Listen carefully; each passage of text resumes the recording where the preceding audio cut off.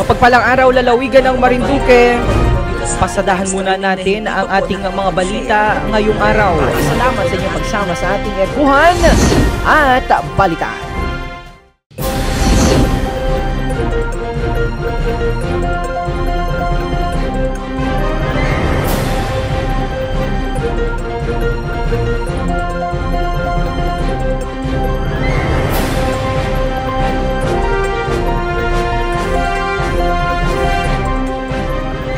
Mapagpalang araw, lalawigan ng Marinduque.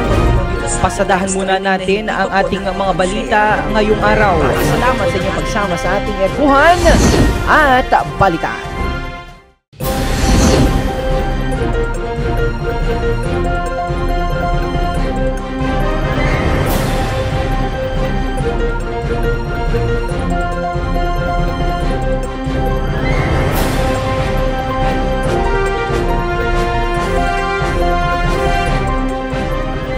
Mapagpalang araw, lalawigan ng Marinduque.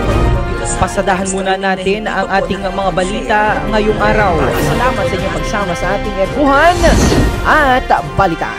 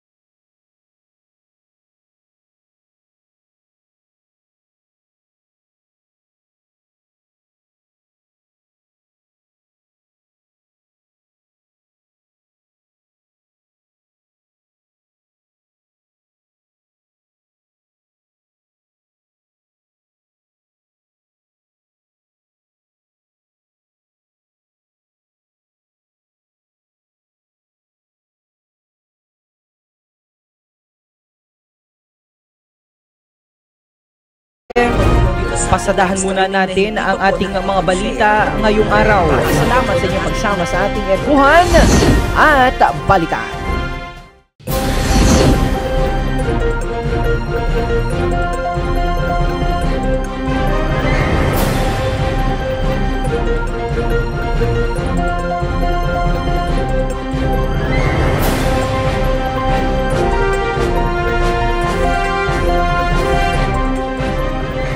Mapagpalang araw, lalawigan ng Marinduque. Pasadahan muna natin ang ating mga balita ngayong araw. Salamat sa inyong pagsama sa ating erkuhan at balikan.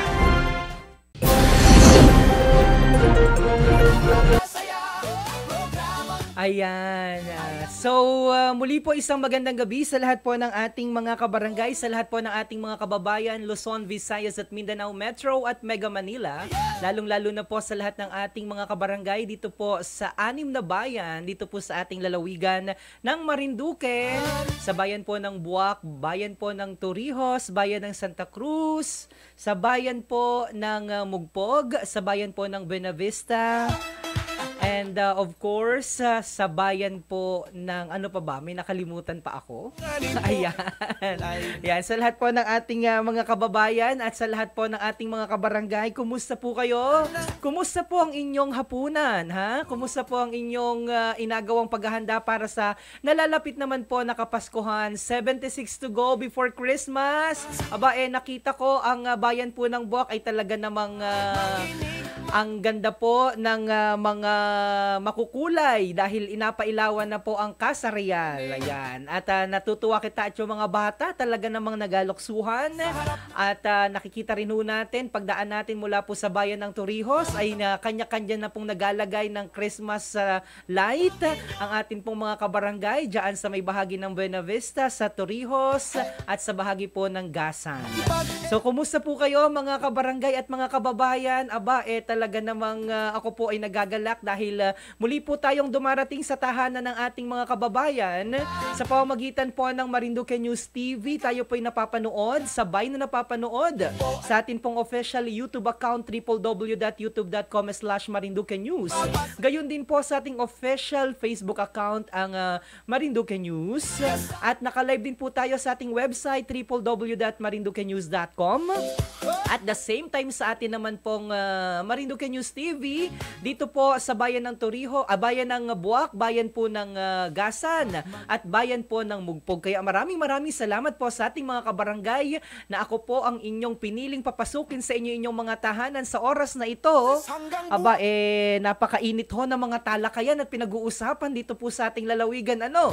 At kanina nga ni pong yan. So kanina nga ni pong mga bandang umaga bago po tayo nung pagkagising ho natin, nagulat ho ako sapagkat ang bumungad ho agad sa akin ay ang isang magandang balita kung saan nga po ay naglabas po ng desisyon ng 32 pahinang desisyon ang Court of Appeals o ang CA kung saan ayon po sa balita, ayon po sa desisyon ng Court of Appeals sa 32 pahinang desisyon na ipinahayag nitong Biyernes, October 3 ay inaprubahan ng Court of Appeals o ng CA ang $100 million na settlement agreement sa pagitan ng pamahalaang panlalawigan ng Marinduque at ng Barrick Gold Corporation na siyang humalili sa dating shareholder ng Marcaper na Placerdome, hudyat para tuluyan ng matapos ang halos 30 taong kaso hinggil sa pinsalang dulot ng Marcaper Mining sa probinsya noong dekada 90. Ayon po sa korte, panahon na upang tapusin ang kasong ito upang tuluyang makinabang ang mga taga Marinduque na matagal nang nagdusa sa trahedyang dulot ng pagmimina. Ayon po sa desisyon, it is only but prudent for this court to write finish to this case for the people of Marinduque, long burdened by the tragedy, to finally partake of its benefits, ani Associate Justice Jaime Fortunato Caringal sa naturang desisyon. Ang Marcaper Mining Disaster ay tinuturing na isa sa pinakamalalang sakunang pangkapaligiran sa bansa. Noong 1996, bumigay ang tailings pit ng Marcaper Mining Corporation na nagdulot ng matinding kontaminasyon sa Buwak River at sa mga karatig na komunidad. Tinatayang nasa 36 na katao ang nasawi dahil sa heavy metal contamination habang libu-libong residente ang naapektuhan ng polusyon sa tubig at lupang hindi na muling nabuhay. Batay sa settlement agreement, magbabayad ang Barrick Gold ng $100 million sa loob ng 3 taon. Ang paunang bayad na $50 million na nakatenga sa escrow account ay ilalabas sa loob ng 5 araw matapos matanggap ng Barrick ang kopya ng desisyon ng Court of Appeals at kompirmasyon mula sa Department of Environment and Natural Resources o DENR na wala na silang natitirang pananagutan sa ilalim ng mga umiiral na kautusan sa rehabilitasyon, habang ang natitirang $50 million ay babayaran sa 3 hulog, $17 million sa unang 2 taon at $16 million sa ika-3 taon. Ang lahat ng pondo ay direktang idedeposito sa treasury account ng pamahalaang panlalawigan ng Marinduque at gagamitin para sa mga lehitimong proyekto at kapakinabangan ng lalawigan. Nakasaad din sa kasunduan na hindi maaaring gamitin ang pondo sa anumang gawaing may kinalaman sa katiwalian at korupsyon. Balikan po natin ang kasaysayan po ng kaso dahil nagsimula po ang kaso noong 2011 sa pamamagitan ng writ of kalikasan na inihain ni na Elisa Hernandez at Mamerto Lanete upang pilitin ang kumpanya na linisin at i-rehabilitate ang mga lugar na naapektuhan kabilang ang Calancan Bay, Buwak River at Mugpog River. Noong Marso 2011, naglabas ang Korte Suprema ng writ of kalikasan at inatasan ang CA na dinggin ang kaso. Subalit ilang taon ding naantala ang mga pagdinig habang isinasagawa ang negosasyon para sa amicable settlement. Noong Abril 2025, tuluyan ng lumagda ang dalawang panig sa kasunduan. Sa ilalim nito, idineklara na ang Marcaper Mining Corporation lamang ang may pananagutan sa operasyon ng minahan at hindi ang Placer Dome o Barrick Gold. Ayon po sa batas, matapos suriin ng korte ang lahat ng dokumento, idineklara nitong ang kasunduan ay ayon sa batas at hindi salungat sa moralidad, mabuting kaugalian, kaayusan at pampublikong polisiya. Sa wakas, matapos ang halos 30 taon ng paghihintay, nagkaroon ng penal na resolusyon ang isa sa mga pinakamatagal na kasong pangkapaligiran sa kasaysayan ng bansa. At may pag-asang mabibigyan ng katarungan at kabayaran ang mga taga Marinduque na matagal nang naghihintay.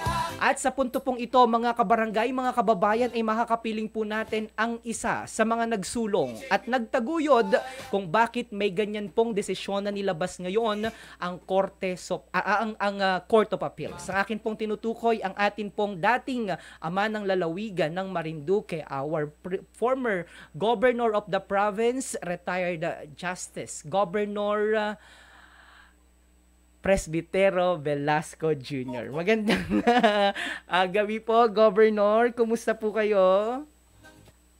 Magandang gabi po at magandang araw po sa ating mga kababayan dyan sa ating mahal na lalawigan ng Marinduque.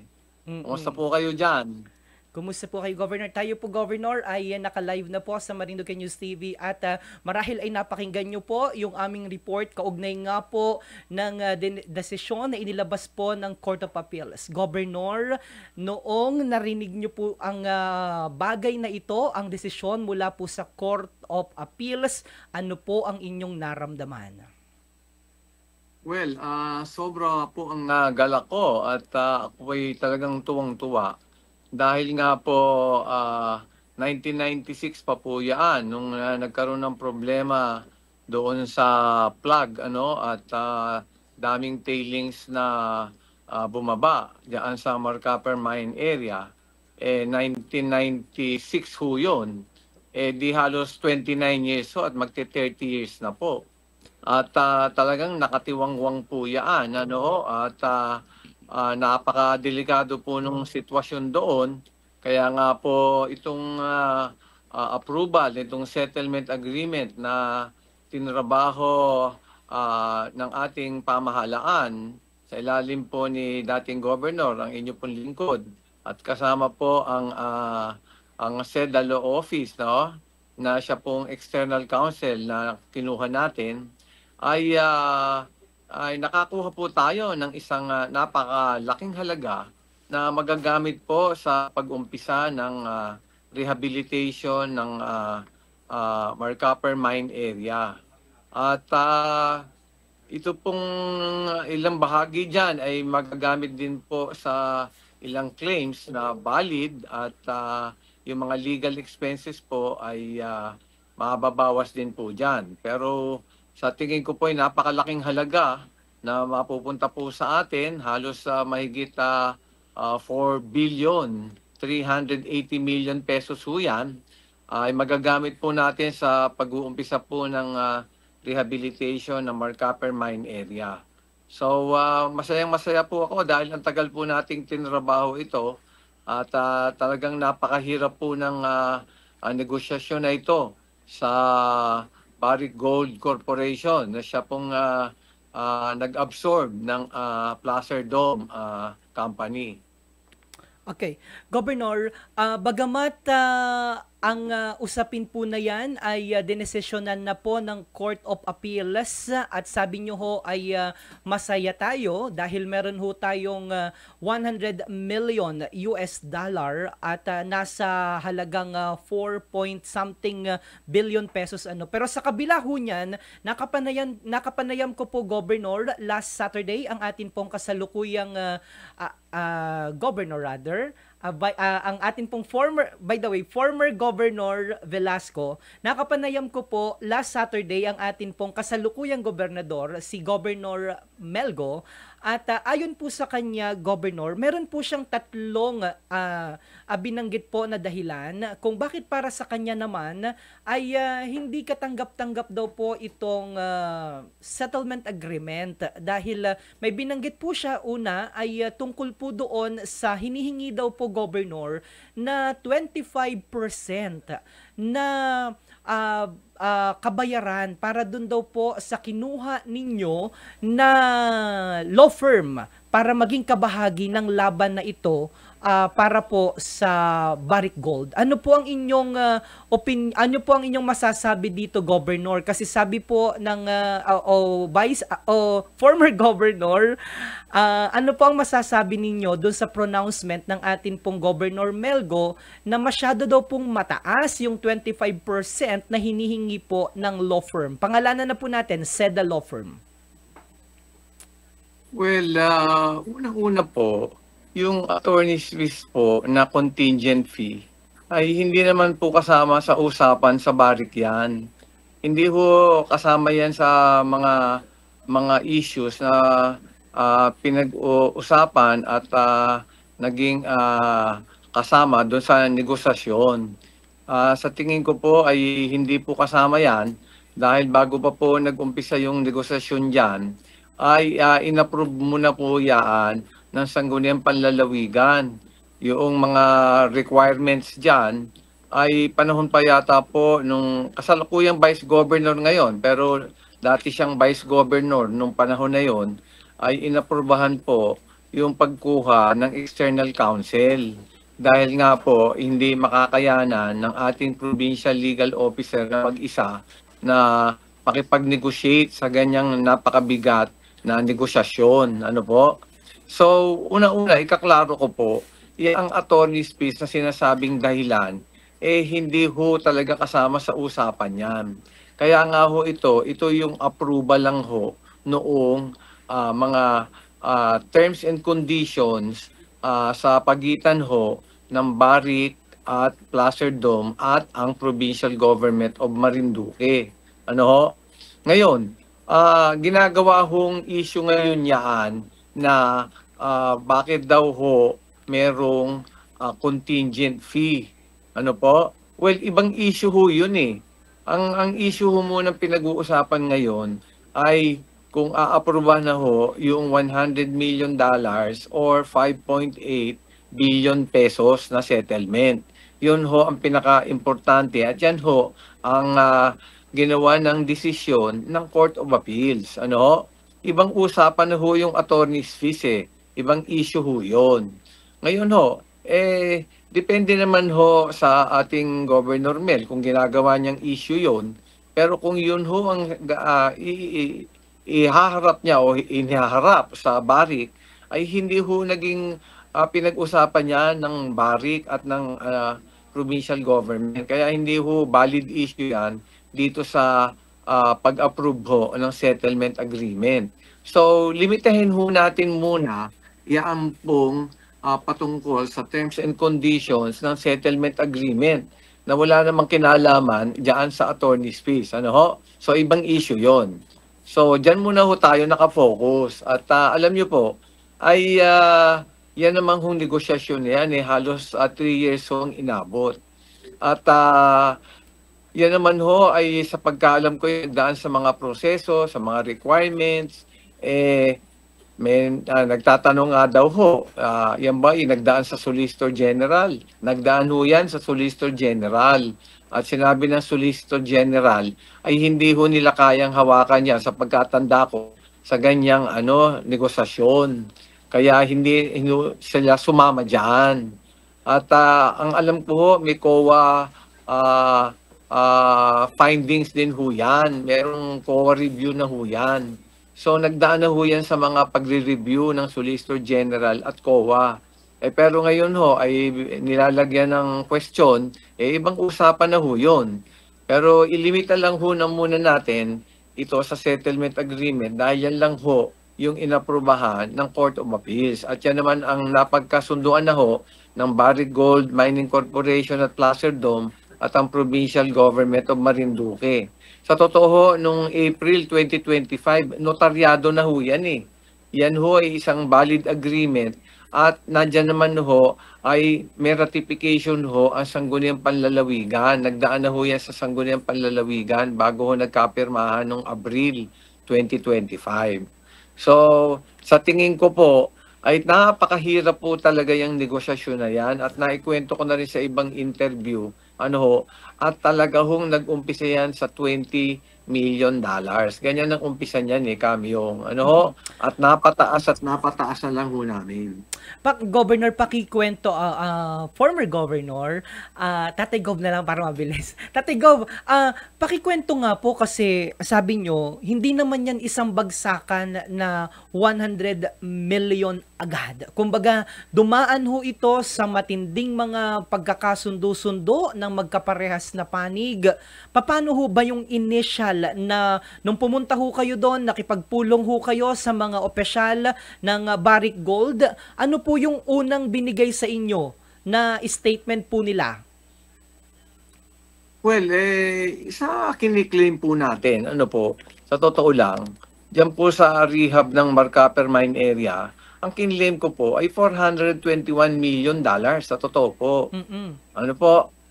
Well, kahit po yung estimate lang po yung ginawa ng Mining Watch Canada, yun po yung medyo nakitang formal na sinumitin nitong activist group sa kanila.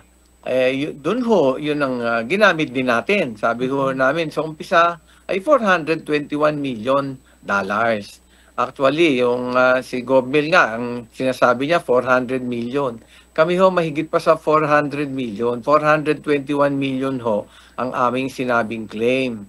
At nag-umpisa ho ang offer nila sa $20 million. Ganon din po yung offer nila nung may kaso pa sa Nevada na natalo naman. At contingent fee din ho yun, no? Ito nga contingent fee nung skip scat na inaprubahan po nung panahon na yon. At hindi ko po alam kung si Governor Mel ay board member nun Inaprubahan po yung contingent fee nitong Skip Scott, ni Atty. Skip Scott, na makukuha po sa pagitan ng 35 million to 50 million ay 40% po ang ibibigay ng probinsya. At mahigit po sa 50% ay 33%. So kung titignan nyo po, itong napag-agrihan na 25% at aprobado po ng Sangguniang Panlalawigan niya noong panahon pa ni kasalukuyang Vice Governor Pacoro ho ngayon, ay mababa ho yan kaysa doon sa pinag-agrihan noong panahon po ng ating dating Gobernadora Carmencita Reyes. So yan, tignan nyo ho yun, ang layo niyan. 33 to 40% ang pinag-agrihan. So at that time ho, pumayag ang provincial government at wala naman nagki-question kung dyan sa contingent fee na yan. May walang nag-u-oppose, walang nagko-complain at wala pang nangyari. So, yung mga start ho ng negosyasyon namin dyan ay talaga pong nag-umpisa yan, $20 million lang po yan. Dahil lang po sa mga paliwanag namin, sa mga negosasyon, tumaas siya, naging 30, naging 50, naging 60 ho yata, naging 80, hanggang nahigit, hanggang 100. Tagal ho nun. At ilang negosasyon ho yan. Ilang beses ho kami nagbalik sa United States yan. Palagi ho nagmi-meeting yan. Palagi ho nagpapalitan ng mga dokumento, kahaba-haba ng dokumento. Ilan hong agreement ba involved yan? 4 na agreement ho yan, hindi lang isa. Ganyan hong kahirap yan. Grabe ho ang complicated legal issues ho dyan, yung mga negotiation namin yan. Bakit ho? Bakit sinasabi nila kaya daw ng isang provincial legal officer? Yung pagkarinig ko nga ho, si Atty. Cartena, sabi niya, hindi niya kaya mag-isa Bakit nga ho hindi makakayanan? Katakot-takot na Canadian law so ang involved yung substantive law. Meron pa ho yung remedial law nila. Meron pa yung US laws. Meron pang international law. May arbitration law pa. Paano ba hindi ganun kadali ho yun? Ang dami-dami hong complicated legal issues na pinag-usapan dito. Hindi ho ganun kadali itong negosasyon na ito. Napaka-complicated legal issues. At grabe ho yung legal work, yung research work. Alam nyo ba na 30 na kahon na puro dokumento ng kaso sa Nevada ay kinuha pa ng SEDALO sa Texas? Yan, ang dami-dami ho nilang ni-review ng mga dokumento para sa negotiation na ito. Akala ho yata ng mga nagsasabi dyan, ang dali makipag-negotiate. Naku po, maniwala po kayo. Grabe ho ang trabaho, yung time and effort, yung daming abogado ho na ginamit dyan, yung work, yung time na binigay ho dyan, at yung pag-diskusyon ho, pag-research, pag-analyze. Grabe ho yan, hindi ho ordinaryo yan. Kung sino nagsasabing madali ho yan, ay nagkakamali ho kayo. Hindi ho to, napakahirap ho yan. At ikukumpara nyo naman ho, ay palaging pinag-iinitan ho yung contingent fee ng SEDA law. Bakit nga ho, ito nung panahon nga ni Governor Reyes, 33 to 40% ho ang contingent fee na pinayagan. Anong nakuha? Wala, $20 million, bawas pa. Ito, 5 beses ho ang laki doon sa $20 million na inoffer noong panahon ho nung dating ating Gobernadora Reyes.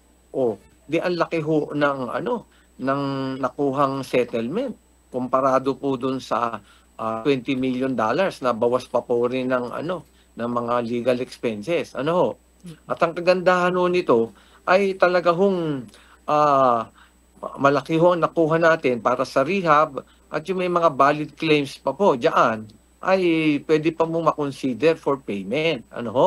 So, nakita ko po na napakaganda na pong settlement nito. Tingnan niyo pong mabuti. Ay, minority stockholder lang ho ang Barrick Gold. Hindi pa kasama yung Marcaper Mining Corporation dito, yung BC Holdings at F Holdings. Hindi kasama sa agreement na yan. Hindi ho sila absuelto rito. Ang involved lang ho dito ay yung Barrick at Placer Dome. Minority stockholder. Mahigit ho 30% lang ho ang share nila, minority. Magkano ho yung kiniklaim ng kasalukuyang administrasyon ngayon? $400 million. Kung lagay yung mga 30%, di $120 million lang ho yun. O 130 million. Nakakuha ko kayo ng 100 million. Masama pa ba po yun? Mahigit itong 60-70% ho doon sa kiniklaim nyo na 400 ang makukuha natin. Hindi na ho masama yun. Pangalawa ho, sa writ of kalikasan case, ang tagal-tagal ng pending, hindi ho tayo pwedeng humingi ng damages. Wala hong binibigay na damages sa writ of kalikasan case. Alam ko po yan. Ako po ay kasama dyan sa gumawa ng mga regulasyon na yan, yung rules for environmental cases. Yang writ of kalikasan yan, kahit 5 duling, ay hindi ho kayo makakakuha ho dyan kahit kanong kanyang kagaling na abogado dahil ho bawal dyan. Pero biruin nyo yung nagawa ho natin. Kahit ho hindi inaalaw yan, nakakuha ho tayo ng $100 million. Tignan nyo naman, sino ho ang makakagawa ho niyan? Hindi naman ho nagbubuhat ng bangko. Hindi ho tayo nagbubuhat. Sige ho, biruin nyo, hindi inaalaw. Pero nakakuha ho tayo, nakuha natin sa settlement. Ayan.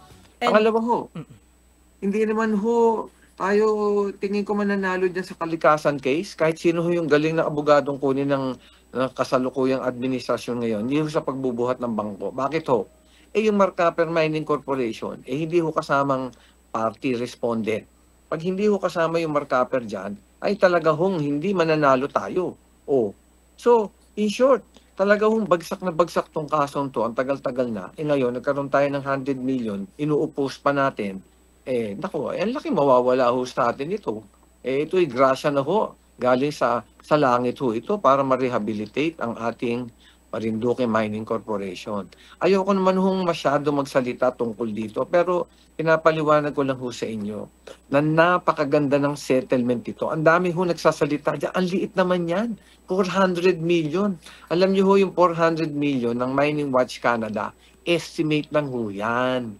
Wala ho yung mga program of works, wala ho yung detalyado, walang master plan kung paano gagawin. Hindi naman nagpunta yung Mining Watch Canada dito. Nag-inspection ba yan? Meron ba silang feasibility study? May master plan ba yan? May detailed engineering design? Ang pagkaalam ko ho yan, estimate lang. Kaya sabi ng Barrick Gold, ay nako, hindi kami naniniwala dyan sa Mining Watch Canada. Hindi naman yan engineering firm, hindi consultancy firm yan sa environmental cases. Kaya nga ho, walang base yung sinasabing 400 million, 421 million.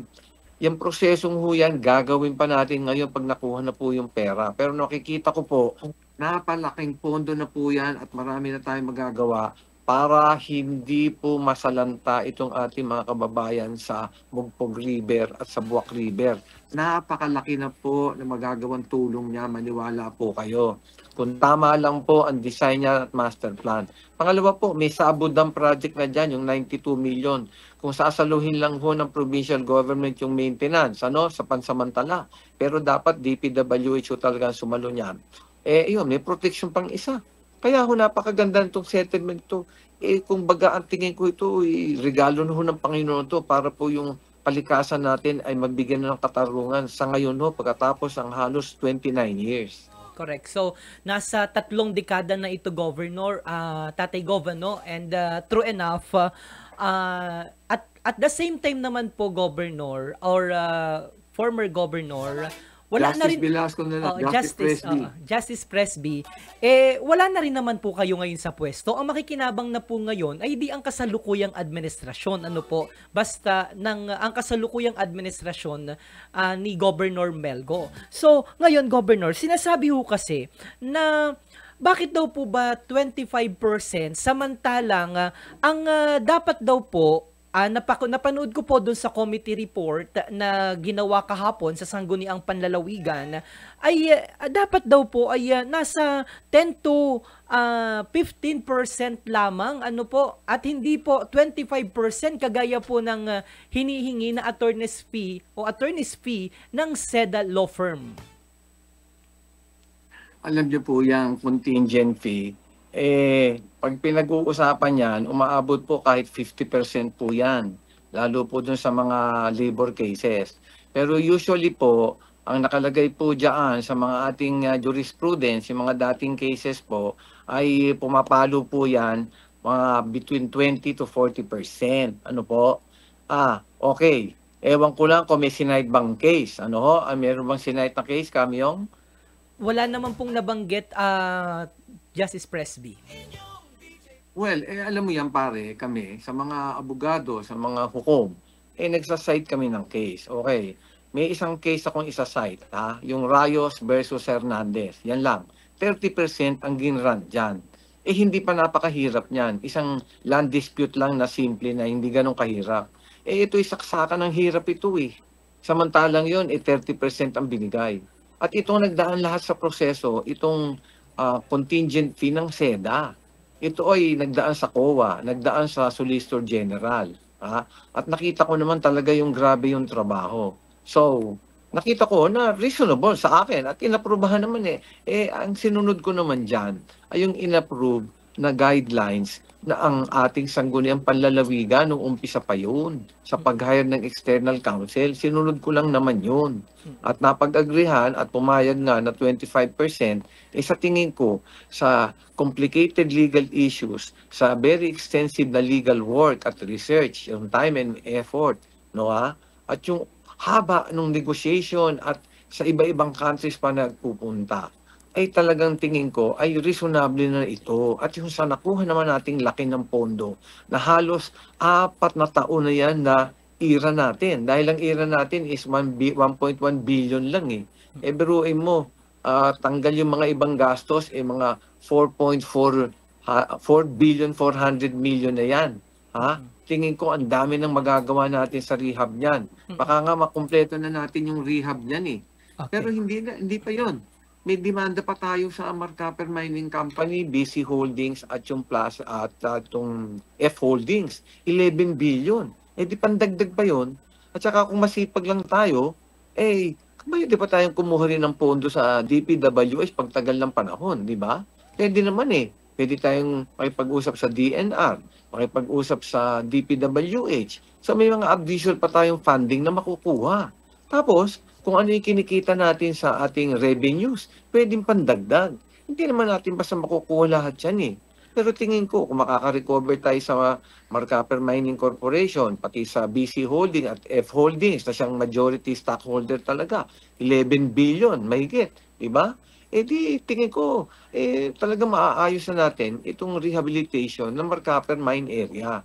Kaya, sa tingin ko, napakaganda na nito at kung titignan mong mabuti, yung ating mga testigo dito sa Ritob Kalikasan, na dalawa na nga yung nag-goodbye, siya nang natira, at may edad pa itong isa.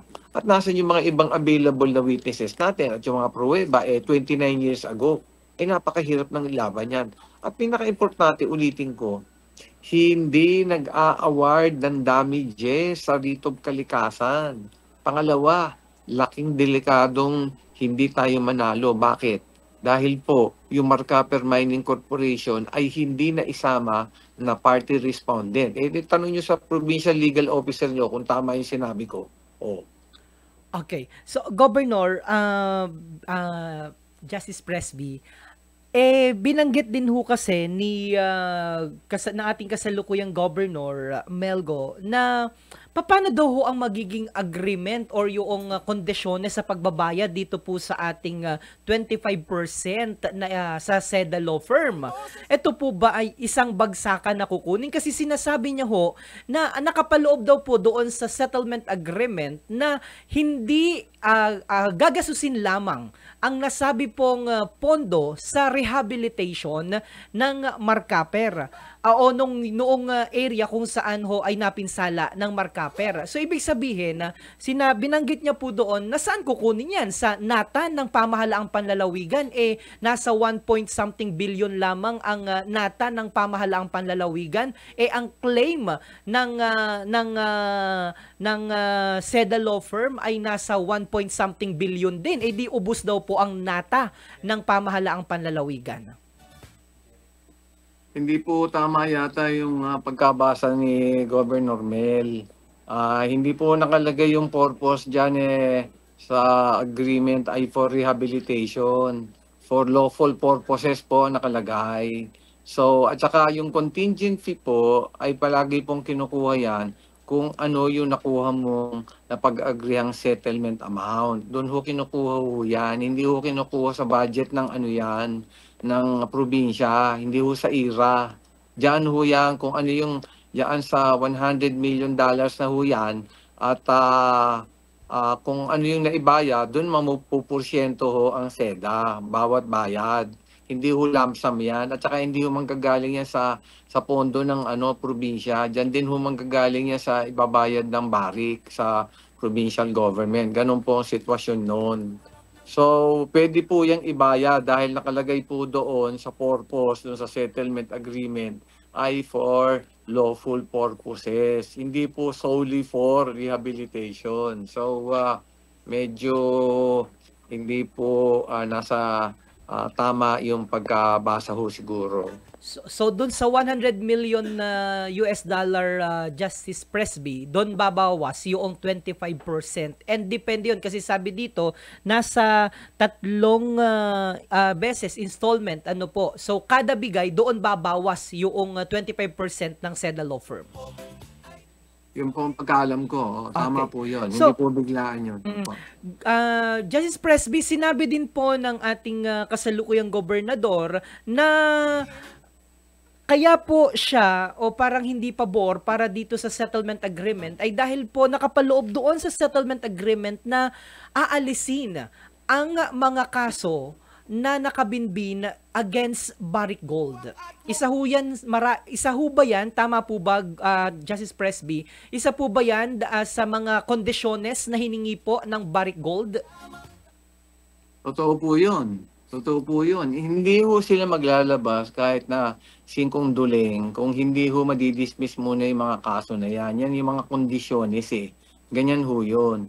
Well, nakita ko nga po doon sa isang rason ay dapat daw humingi ng upfront money o sinasabing down payment bago ho ipa-dismiss. Eh ayaw nga hong pumayag eh. Humingi rin po kami ng ganyan. Eh ayaw naman pumayag. Hindi sila maglalabas ng pera hanggat hindi matapos itong 7 kondisyon na ito. Dahil nga kasi ang sinasabi nila, gumasta na sila dati. Ang mga stockholders nila ay galit na sa kanila dahil gumasta na sila ng around $41 million. Yung po nakasulat na pinadala sa Sangguniang Panlalawigan yata o kay Governor Reyes at attention pa yata kay Governor Melgo, na bukal siya dati, na may $41 million na pong nagasta yung Placer Dome Technical Services. Yan po yung kumpanya na sinetap ng Placer Dome para po mag-remediation o mag-rehabilitation ng affected na mining areas at magbayad ng claims. Ganun po yun. So, talaga pong hindi uubra yung down payment na hinihingi. Ang talaga ho pinagkakatigasan, kailangan ho itong 7 kondisyon na ito ay maayos munang lahat bago kami magbayad.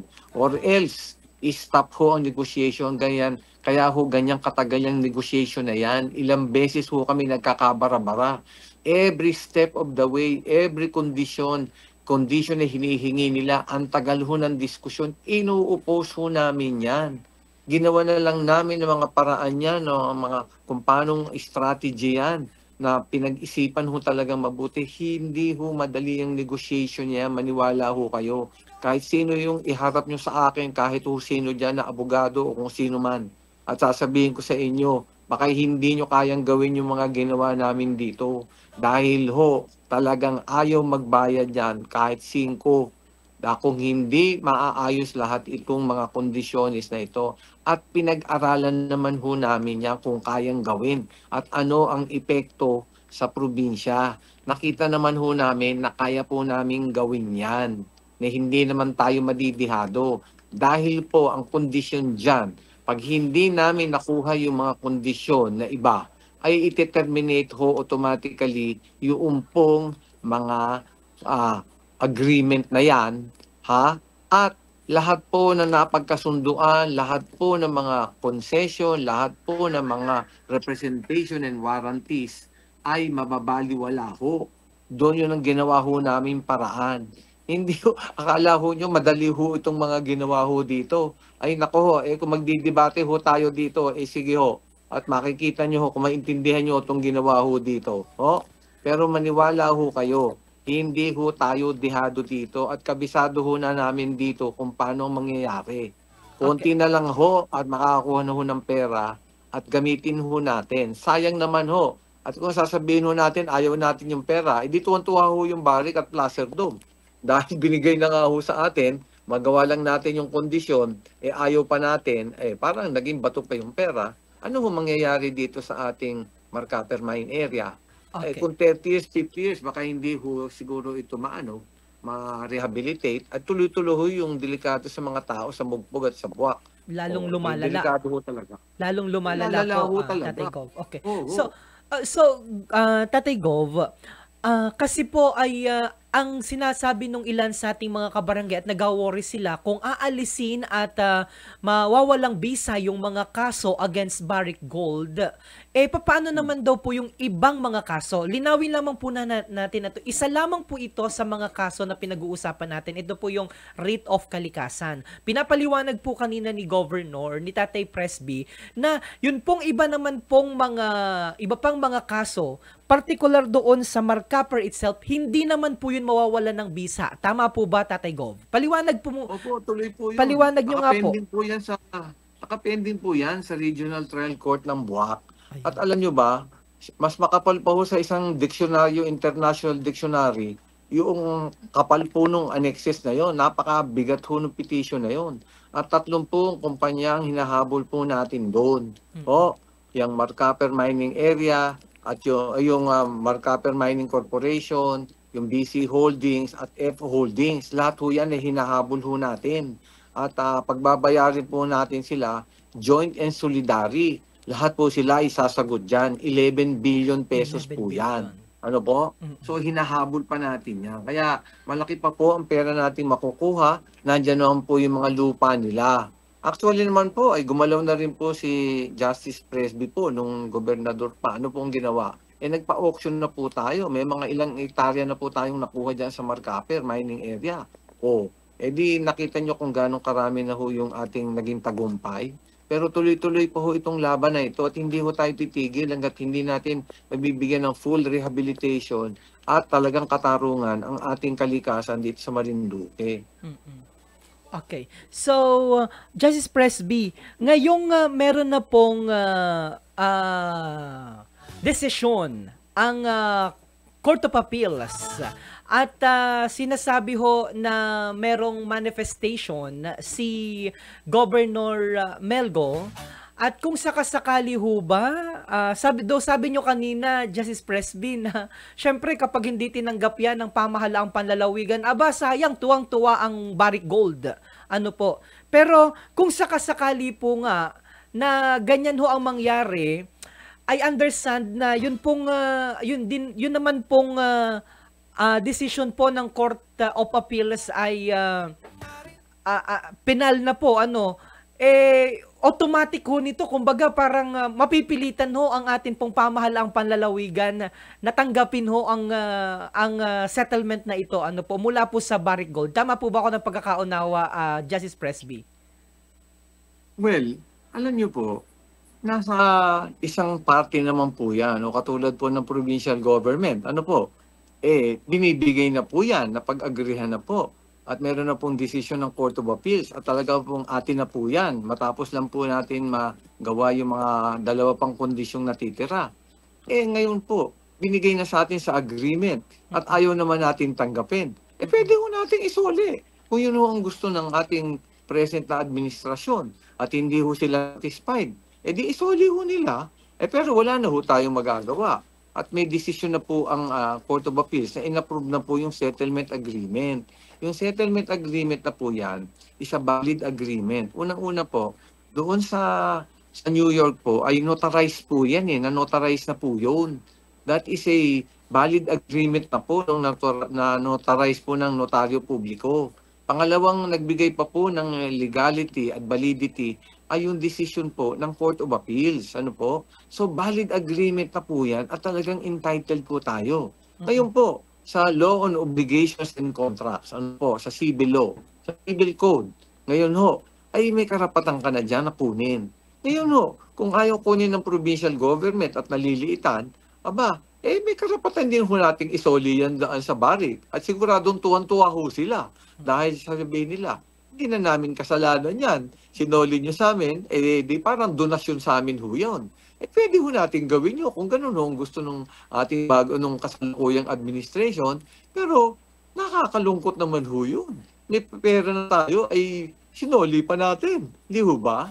Samantalang pwede na hong gamitin yan sa rehabilitation at saka mga ibang lawful purposes. At saka may mga valid claims pa hong natitira. Kasi marami na hong nabayaran dyan . Ang natandaan ko si Mayor Madlaho, kinikwento niya, marami na hong nabayaran dyan sa Buwak at ewan ko rin sa Mugpog. Pero ganyan ho ang sitwasyon sa civil law. Entitled na ho tayo dyan sa pera na yan. $100 million or 5.8 billion pesos. Ngayon ho, kung binibigay sa inyo, ayaw nyo, gusto nyo isole, pwede ho, isole. Dito kong tuwa ho yung Barrick at Placer Dome para ho yung nag-donate sa Canadian firms. Okay. Pero siguro ho naman, maiisip po natin na dapat tanggapin. Dahil pinaghirapan ho natin yan, napakalaking victory na ho yan. Maniwala ho kayo, kahit saan nyo daanan yan. Correct. Kahit ho na abutin tayo ng 50 taon, hindi kayo makakakuha ng pera na ganyan. Oo. And nabanggit din ho ni, by the way, maikonekta ko lamang, nabanggit din ho kasi ni Bukal Jojo Leba na pakinggan ko, napanood ko doon sa committee report kahapon, doon nung nagpunta sila sa Canada, ay nabanggit din ho nung Vice President, ata ho yun, yung nakasama nila na mataas na opisyal ng Barrick Gold na sinasabi ho doon na kung hindi rin naman tatanggapin itong 100 million settlement agreement na ito, yung 100 million na nakapaloob dun sa settlement agreement, mag-shake hand na lamang tayo at mag-litigate na lamang tayo sa korte at kahit naabutin pa yan ng nasa 25 hanggang 30 taon, wala ding mangyayari, matatalo ang kaso. Ayan. Well, tama po siguro yung sinabi nung Vice President si Kevin Thompson. Abogado rin po kasi yun eh. So, talaga pong kawawa tayo. Wala po tayong makukuha. Talaga pong sinabi ko na kanina, pinaliwanag ko. Yan, kung ilalaban po yung writ of kalikasan, malamang po ay talo tayo. Unang-una. Wala hong damages tayong makukuha dyan.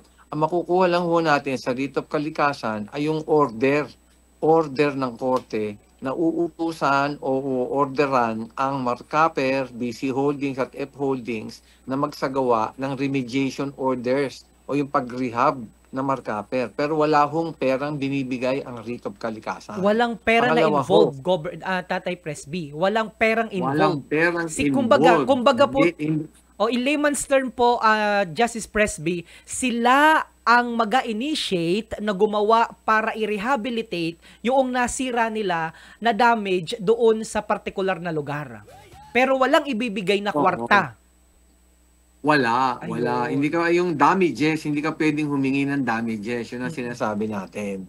Pero pwede kang orderan na mag-rehabilitate. Ngayon, ang isang issue diyan, ang Barrick kasi at Placer Dome ay minority stockholder. Lamang. Ang talagang, ang principal na korporasyon ay Marcaper Mining Corporation. Hindi isinama na respondent. Mali yun. Kasi kung hindi kasama yung principal party, wala silang pananagutan. Hindi nga sila kasama Paano magkakaroon ng pananagutan? Kaya nga po, dahil hindi sila sinama doon sa writ of kalikasan at ang sinama ho ay itong Placer Dome noon. So ibig sabihin, walang pananagutan supposed to be itong Marcaper Mining Corporation.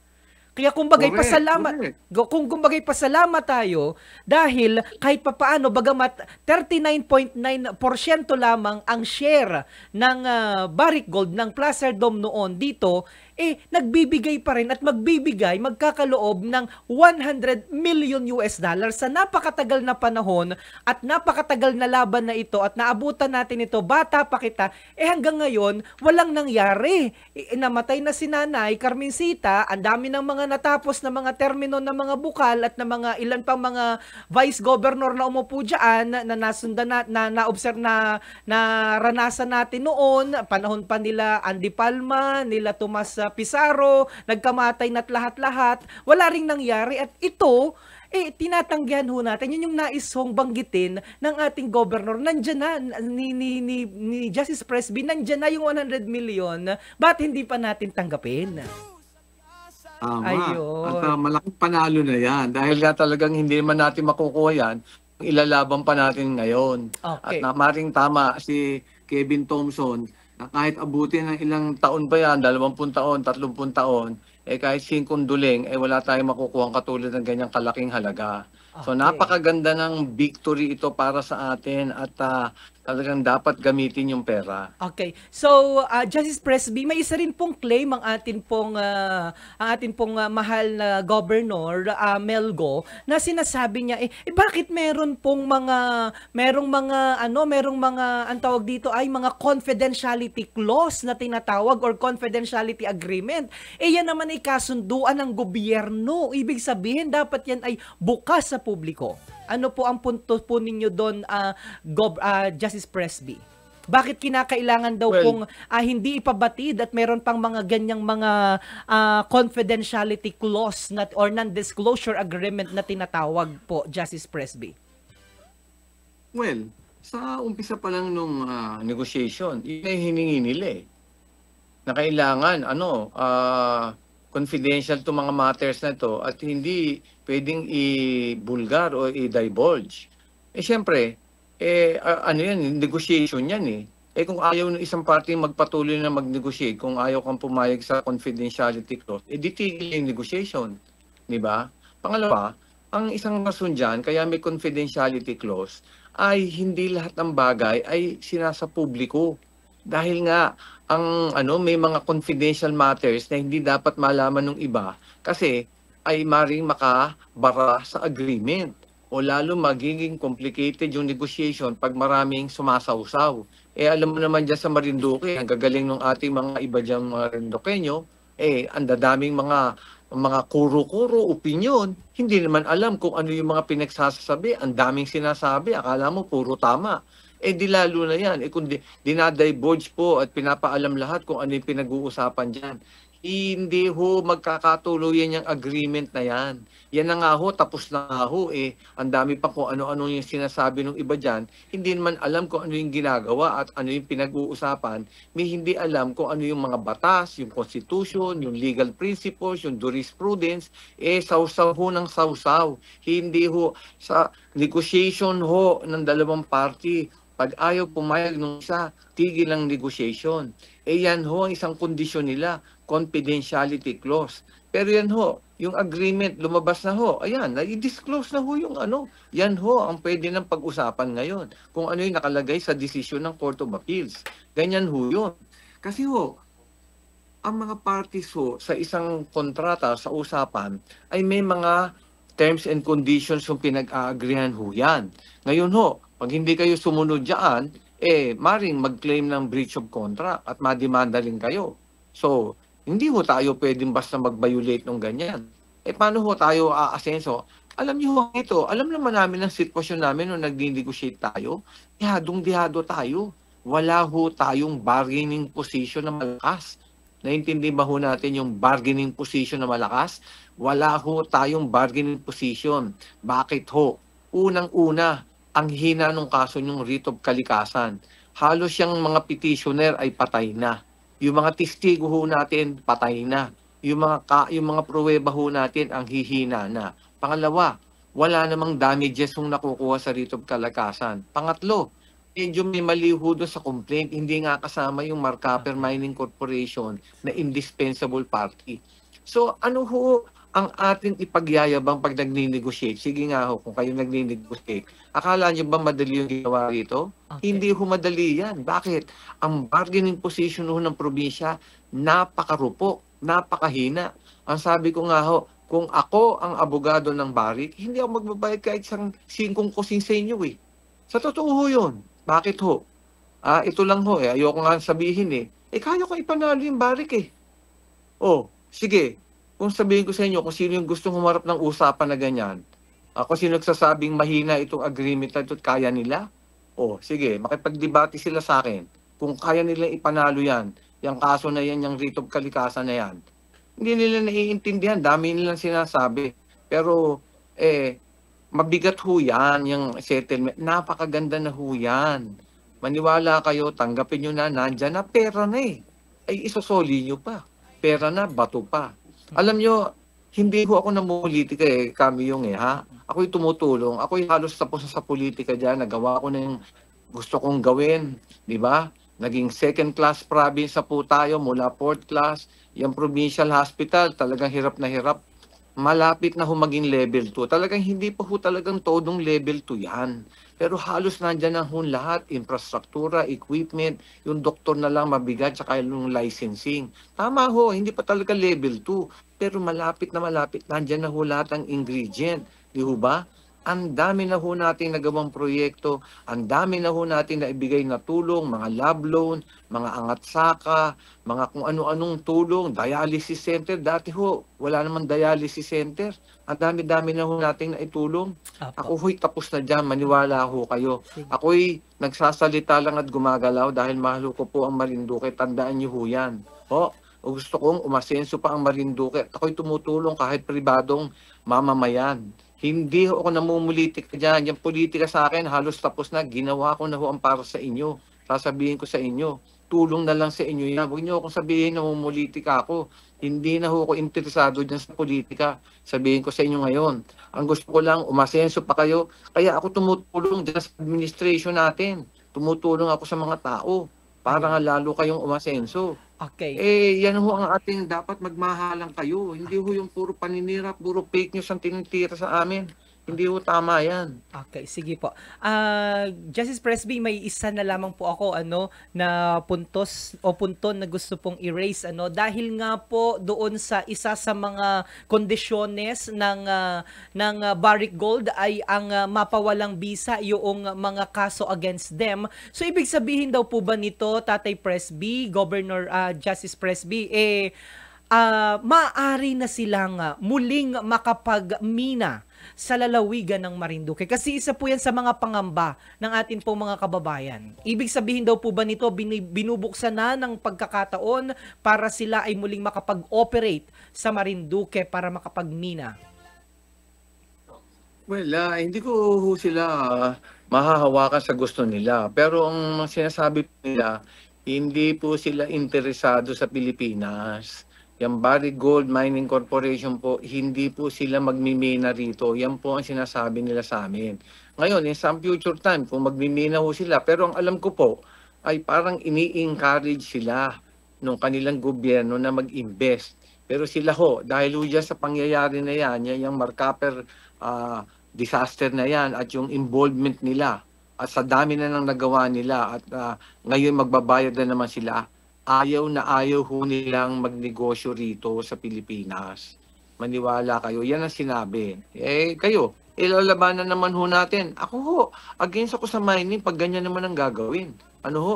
Sinabi kami daw nag-illegal mining. Hindi ho kami nag-illegal mining. Ito ho, si Justice Presby. Ako ho ang tigapagtanggol ng kalikasan. Ako ho ang nagdesisyon sa Manila Bay Clean Up. Ako yung gumawa ng environmental rules. Puro fake news yung nag-illegal mining. Hindi ho totoo yan. Kahit iharap nyo sa akin yung kung sino yun dyan at pananagutin ko rin ho yan pagdating ng panahon kung sino yung nagsabi dyan, baka akala nyo, puro mali-mali yung sinasabi. Hindi ho totoo yan. Ako'y tumutulong lang ho sa Marinduque para umasenso lalo. Yan isipin nyo. Kaya lang ako tumutulong dito. Yung settlement na yan kami yung ay pagyamanin nyo, gamitin nyo yung pera. At nakikita ko, halos marirehabilitate yung Marcaper Mining Area. Bakit kamo? Hindi naman ako engineer katulad ni Governor Mel. Ako'y abogado. Tinitignan ko ano ba yung problema? Bumababa yung tailings at toxic water. Di wag mong pababain yung tailings at toxic water. Di ba? Anong gagawin mo? Tanggalin mo yung tailings, tanggalin mo yung putik, tanggalin mo yung overburden, hindi na bababa. Yung ba namang 4 na billion, 400 million, hindi pa kayang gawin yun? Yung toxic, gumawa ka ng local water treatment facilities. I-filter mo lahat. Hindi ba kaya ng billion-billion yun? Ang gagaling ng mga engineer natin dyan. Ayan, yung ating mga engineer dyan, ang gagaling. Ako hindi naman engineer pero syempre, sa tagal naman nung tinitignan ko yung problema dyan, tingin ko, kaya na yung pera na yan Sobra pa nga yan. Pangalawa, yung Sabo Dam. Maganda ng project, inuupost pa. Parang depensa na nga para hindi nga masalanta yung mga properties ng ating mga bokbok at yung mga barangay sa Mugpog, inuupost pa. May pondo na, hirap-hirap mong kumuha ng pondo. Pang depensa nyo na nga yan sa yung mga tailings at saka putik at saka yung toxic water, pwede hong i-filter na lang pagtagal yan. So gamitin nyo yan at ang infrastructure ang liit-liit na. 2026, wala kayong budget. 2027, baka hindi nyo pa magagamit yan. Gamitin nyo na ho ito. Kaya na, ang gagaling niya. Si Governor Mel, engineer yan. Magaling na engineer. Di alam na gagawin. 4 billion, 400 million, sobra-sobra pa yan tingin ko Yan naman huntap yan pit, San Antonio pit, tatakpan mo lang yan. Di at least malaki na yung magagawa natin. Kukunti na yung bababa, di ho ba? Okay. So, maraming salamat po, Justice Presby, sa inyo pong oras. Bagamat alam ko po na ngayon po ay talagang nasa alas 9:17 na po ng isang magandang gabi dito sa Pilipinas, ay pinilit nyo pa rin po na tanggapin ang amin pong tawag para mahingi po namin ang inyo pong panig dahil nabanggit po kayo sa ilan pong mga usapin. At the same time, dahil isa po kayo sa talagang nagtaguyod nito pong laban natin na ito, yung writ of kalikasan po ay na dinesisyonan na po ng Court of Appeals, ay mararapat lamang na hingin po namin ang inyong reaksyon. Maraming salamat po, Justice Presby, sa inyo pong oras, sa inyo pong napakahalagang oras. At ako naman po'y makikiusap dahil, by the way, baka yung iba po magtanong na naman, bakit hindi po namin nakapanayam ang atin pong kasalukuyang gobernador. Nag-message po ako sa atin pong Governor Melgo kanina po at tinatanong ko po, sabi ko ay baka maari din po namin siya makapanayam para hingin po namin ang kanya rin pong reaksyon. Ang sabi niya po ay mag-text daw po siya mamaya. Hiningi rin po namin ang panig ng atin pong mga opisyal mula po sa MASEC, particular po kay Father Arvin, para sa kabatiran ng lahat, kasi yun po lagi ang binabanggit ninyo sa amin. So hiningi po namin ang panig ni Father Arvin Madla mula po sa MASEC. Ang sabi niya po ay inaaral pa lang po namin ang detalye ng desisyon dahil madami po mga dokumento, parang 4 na set po, at yung isang set po ay nasa 80 pages. Kaya po sa kasalukuyan ay hindi pa po sila makapagpaabot ng kanila pong reaksyon, pero one of these days, kapag napag-aralan na po nila at nabasa na po nila yung napakahaba daw po ng mga pahina, ay magbibigay ho sila ng kanila pong reaksyon at komento hinggil po dito sa atin pong balita na pumutok na balita kanina pong umaga. At ako naman po'y makikiusap sa atin pong Tatay Presby, sa ating Justice Presby, sa atin pong Governor Melgo, dahil ako po'y parang inyong anak na rin. At ako rin naman po ay isang kabataan na mula pa nung ito'y nangyari ay ako po'y alam-alam ko na po kung ano ang mga sistema dito, at sa mga pagdaan po ng panahon ay nasubaybayan natin ang kaso na ito, at total naman po ay lagi pong ang sinasabi niyo po ay tayo po'y magkaisa na at pagtulungan po natin at magmahalan para lahat yung mga bagay-bagay na dapat ho nating gawin para sa atin pong mahal na lalawigan ay atin pong magawa. Ay ako po'y makikiusap sa inyo pong dalawa na sana po ay kayo po'y mag-usap ng pribado at magtulungan po. Sana po'y mag-reach out po ang bawat isa sa bawat isa. Sa atin pong Governor Melgo, sa atin pong Tatay Presby, sana po'y mag-reach out po kayo sa isa't isa para naman po mapag-usapan kung ano pa po yung mga hindi pagkakaunawaan. Sabi nga po ninyo, isang tabi ang politika, sana naman po ito ay isabuhay ng bawat isa. Pero I understand na dyan pa rin po ang ating Tatay Presby. Sa panghuli pong pagkakataon ay amin pong hihingan kayo ng inyo pong mensahe at Justice Presby sa ating mga kababayan. Lalo tigit, sorry po, hindi ko ito matatanong sapagkat ang dami pong nagpaabot po nito, Tatay Presby o Justice Presby. Kasama daw po ba sa pwede daw pong mabigyan ng kompensasyon yun pong mga empleyado dati ng Marcaper? Yun po yung marami pong mga tanong sa amin ngayon, Justice Presby, para lang sa inyo pong kabatiran dahil kayo po isa sa mga nagsulong nito at isang dating mahestrado. Ano po ang inyong puntos doon sa sinasabi po ng ating mga kababayan, lalong na po yung mga dating empleyado daw ng Marcaper na hindi po nabigyan ng sapat na kompensasyon? Kasama daw po ba sila dito sa 100 million US dollar na ibibigay po settlement ng Barrick Gold? Well, alam niyo po ay merong proseso diyan no? At magpa-file po sila ng claim at pag-aaralan po 'yon, at kung may merito naman po ay pwede pong maibayad po yung portion diyan. Kailangan ipakita lang po yung merito ng kanilang kine-claim. So meron pong portion diyan. Kaya sinasabi ko po, hindi po kumpletong lahat niyan na magagamit natin sa rehab. May mga legal expenses at saka may mga pang-claim, yung sa contingent fee, may ganun po yun hindi ho buo yan. Okay. So ganyan po ang sistema doon. Mag-file na lang po kayo ng claim pag nakuha na po yung pera. At ang ating pong legal office ng probinsya ang titingin po doon. At pag-aralan niya po yung agreement po dyan sa settlement agreement at may mga proseso po dyan. Okay. So maraming salamat, Kamyong. At alam po mga kababayan, ito uulitin ko, hindi ho ako nakikipag-kompetensya kay Governor Melgo. Ako'y pribadong mamamayan na, tumutulong lang dahil mahal ko po ang Marinduque. Ano po, itong mga ginagawa ko po, kahit po yung programa ko, kahit nakakaabala po sa akin, ay nagpo-programa po ako, hindi po ako para magpalapad ng papel sa inyo at ako'y tapos na po diyan. Sa aking tingin po, nagawa ko na po yung 6 na taon ko po diyan, ibinigay ko sa inyo na tingin ko ay marami na akong naiwan. Ano ho?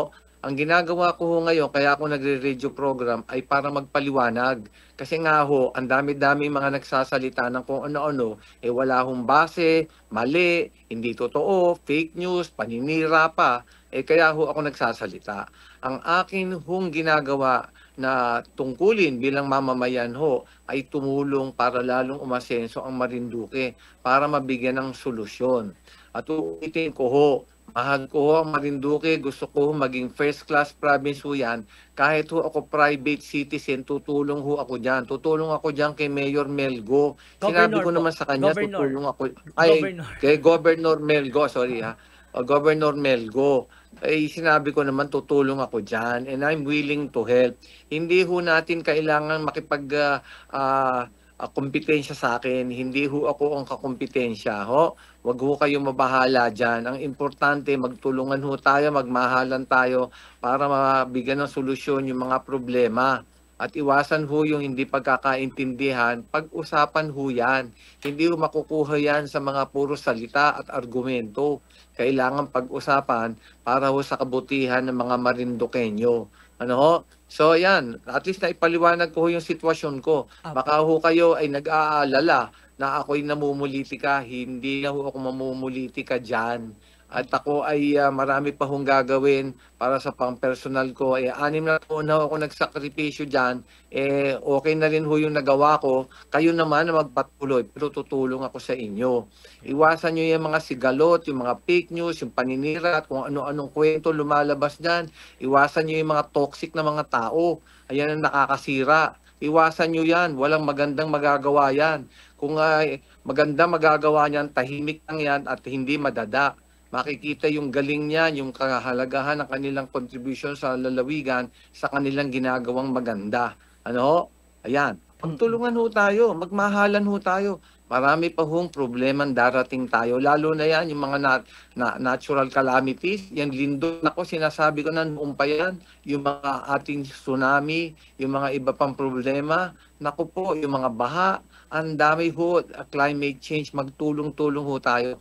Kaya nga ho yung Marcaper mining area, kailangan ma-rehabilitate na ho kaagad. Gamitin yung pera na yan dahil maraming perwisyo ang aabutin yung mga taga-Mugpog sa Mugpog River, sa Buwak River, at apektado po lahat yung river system po natin. Kaya kailangan bigyan po kaagad ng importansya. At palakasin po yung dredging program. Ano po? Kailangan yung ating mga ilog, 34 po yan, ay madredge. Matanggal po yung mga putik at mataas na po yung riverbed. Lalo pong tataas ang baha dahil sa climate change. Yung natural calamities, tuloy-tuloy po yan hanggang 2030. At nakikita nyo na po ang lindol. Buong bansa na po ang epekto. Malamang baka dumating po, magdasal po tayong mabuti, huwag tayong tamaan. Pero Diyos ko po, ay nakaamba po sa atin yan. Yun lang po mga kababayan, magmahalan po tayo, wag po tayo magsiraan, hindi po tayo makaaway, magkakapatid po tayo, isang puso at diwa at isip lang po tayo, isang Marinduqueño po tayo. Yun lang po. God bless all of you. Maraming salamat, Kamyong, at buong MNN. Maraming salamat po, Tatay Justice Presby Velasco, and regards po sa aming magandang butihing Mayora, Mayor Lorna Quinto Velasco. Special shoutout po kay Mayora.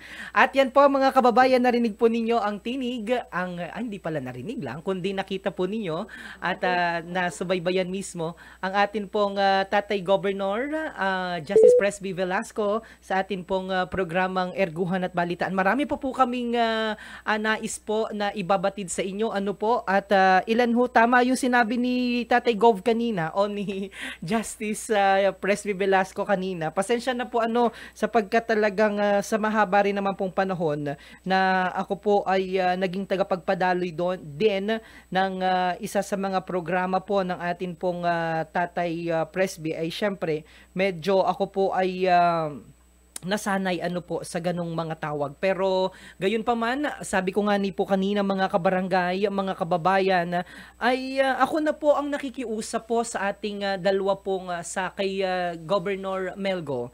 At alam ko naman pong si Governor Mel ay yan po nakikinig po at sabi ko po sa inyo, yan po nakakausap ko rin po sa para sa kabatiran ng ating mga kabarangay sapagkat alam nyo po, dapat tayo'y maging susi ng pagkakaisa at ng pag-uugnay-ugnay ng ating mga kababayan. Lalo tigit nitong ating dalawang iniidolong opisyal na ito, ni Governor Melgo at ni former Governor Presbytero Velasco. Ako po'y na ito para maging tagapagpamagitan ng bawat isa, na sana ang ihatid po natin ay pagkakaisa at pag-uugnay-ugnay. Panahon po ito ng pagsulong, hindi panahon para kita po ay maging dahilan ng kanilang pagkakawatak-watak.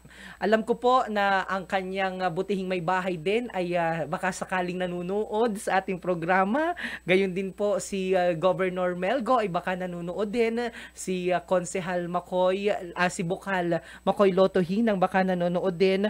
Ay sasamantalahin ko po ang pagkakataon na ito na ipaabot ho sa ating dalawang opisyal na siguro marahil isa po ako sa inyong mga anak na na sana ay nakikiusap na sana po ay masolusyonan na natin ng maayos kung ano man po yung hindi maganda at bunga ng masalimuot at masakit na politika.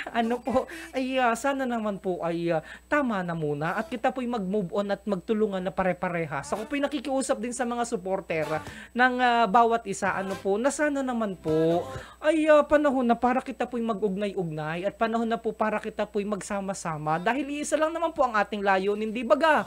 Ang para sa Marinduque, ang para po kita'y umunlad. Lahat po ng ito inagawa natin para po sa mahal nating probinsya. Yan lamang po.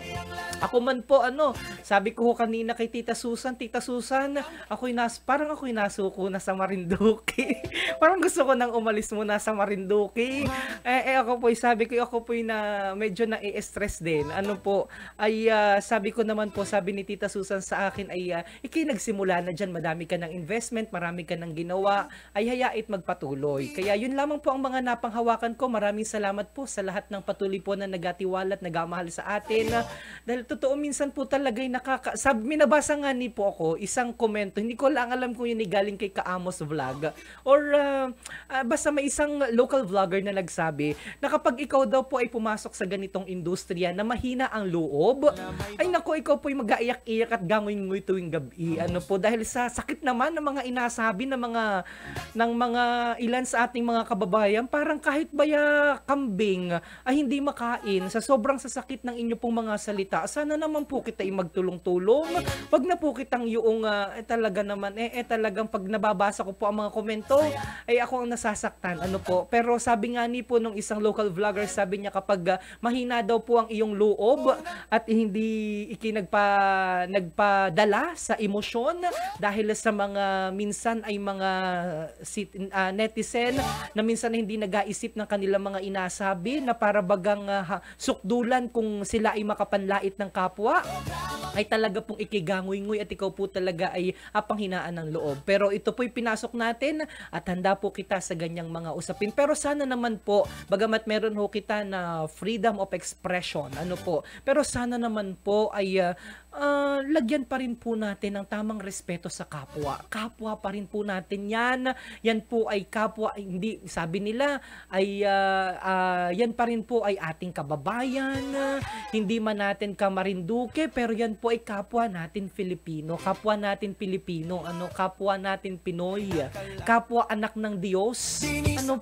Tama na ho ang masyadong mga masasakit na mga parinigan at mga salitain.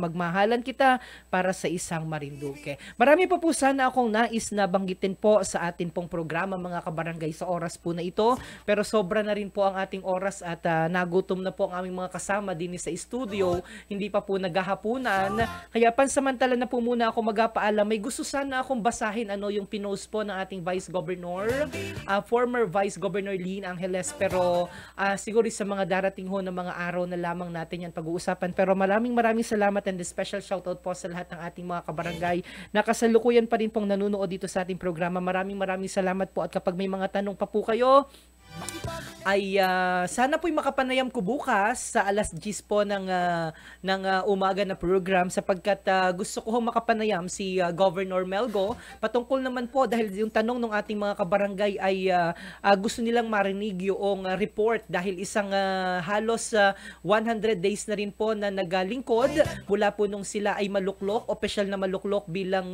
ating mga pinuno ng lalawigan. Gusto raw nilang marinig yung report nila, yung 100 days report. Ang nakita ko pa lamang po na nag-report ay si Mayor Jopen Peñaflor ng Bayan ng Torrijos, at sana po ay atin din na mahingaan pa ng kanilang mga report. And also nabasa ko nag-report na rin sa pamamagitan lamang naman po ng social media ng mga infographics ang atin pong kasalukuyang Congressman Reynaldo Salvacion tungkol doon sa mga tulong pinansyal at mga ayuda na binigay ng kanyang tanggapan o ng tinulong sa pamamagitan ng kanyang tanggapan. Sana po'y makapanayam ho din natin one of these days sa ating erguhan at balitaan ang atin pong ang Congressman Reynaldo Salvacion, gayon din po ang ating Governor Melgo para doon sa kanyang 100 report. At the same time ang atin pong Vice Governor, ang atin pong mga mayor ng iba't ibang mga bayan. Yan ho ang target namin dito po sa atin pong programa sa Erguhan at Balitaan, para marinig nyo po ang kani-kanila pong mga ulat, mga kabarangay. At bukas din naman po ang atin pong himpilan para kung meron po kayong mga gusto pong klaruhin pa, kung gusto nyo pong bumati, kung gusto nyo pong pumunta dito sa aming studio, ay bukas na bukas po yan para sa inyo. Gamitin po natin ang platform na ito para po sa kabutihan at tunay na kaginhawahan ng bawat isa. Sa pangalan po ng aming Managing Director na si Mr. Adrian Rosales, ako naman po, at the same time ang aming... Uy! Wala bang picture dyan ni James? Birthday po pala ng amin pong technical specialist na si Mr. James. Kanina pa yun ay nagpapansin maigi sa akin sa comment section. Kanina pa yung comment ng comment. At gustong batiin ko. Sabi ko maya-maya at ako yung mainit pa at marubdob pa ang aming talakayan. Kaya sabi ko hindi pwedeng hindi kita abatiin. Kaya naman special shoutout sa iyo. Narito na ang atin pong birthday celebrant ngayong araw. Wala man lamang bang pakanton si James? Gayon din, wala ba man lamang diyang patuba? Wala man lamang tawag dito, wala man lamang pa Alfonso at pa Hinebra with pomelo. Ang aming technical specialist.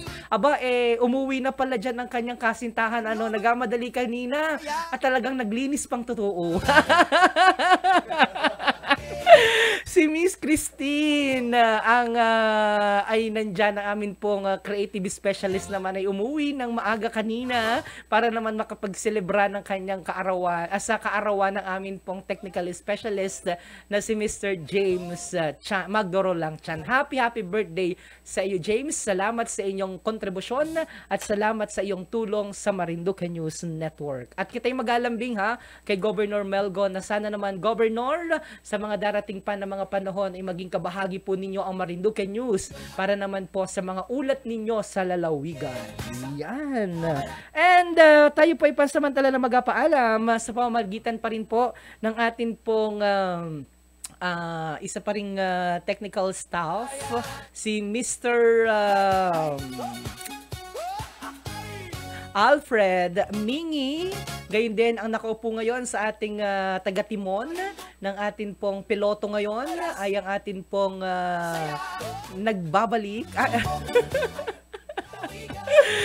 Ay, joke lamang po. Ayan. Ang atin pong kasama sa atin pong technical booth, nakasama natin Mr. Jopit Lomagbas.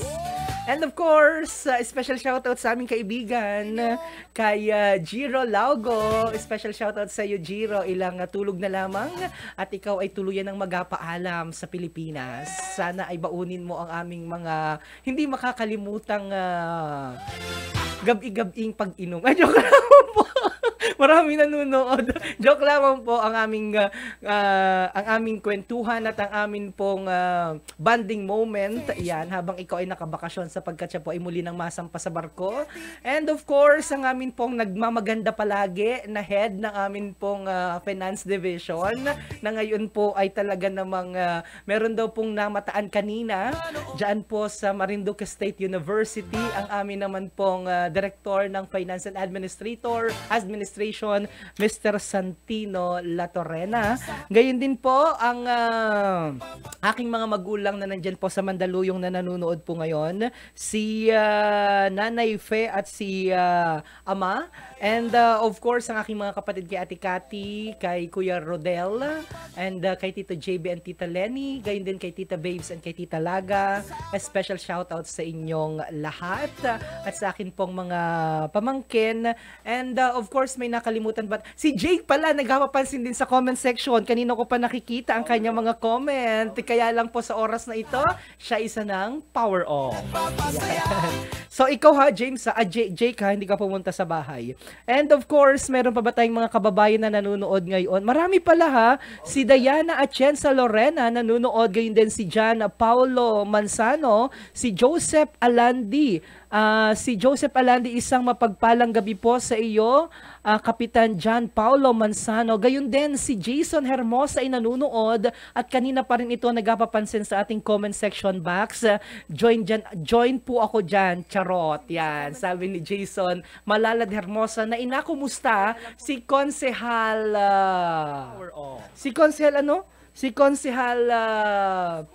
Isko, yan. Si Konsehal Isko, inakumusta ni Jason Malalad Hermosa. Talagang ito'y sip-sip to the highest level. Joke lang. And of course, kay Mayor Army de la Cruz Carion, a special shoutout din sa ating mahal na Mayora. And meron po palang meron pong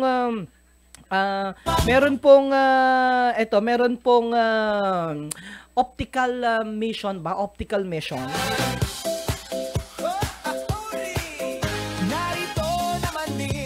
Mahal na may bahay, tinugtog na namin, hamos at mag-ingay, mula Buena Vista hanggang sa Torrijos, Santa Cruz at Gasan, kita'y magsamok, lakasan ng boses hanggang Buwak at Mogpog.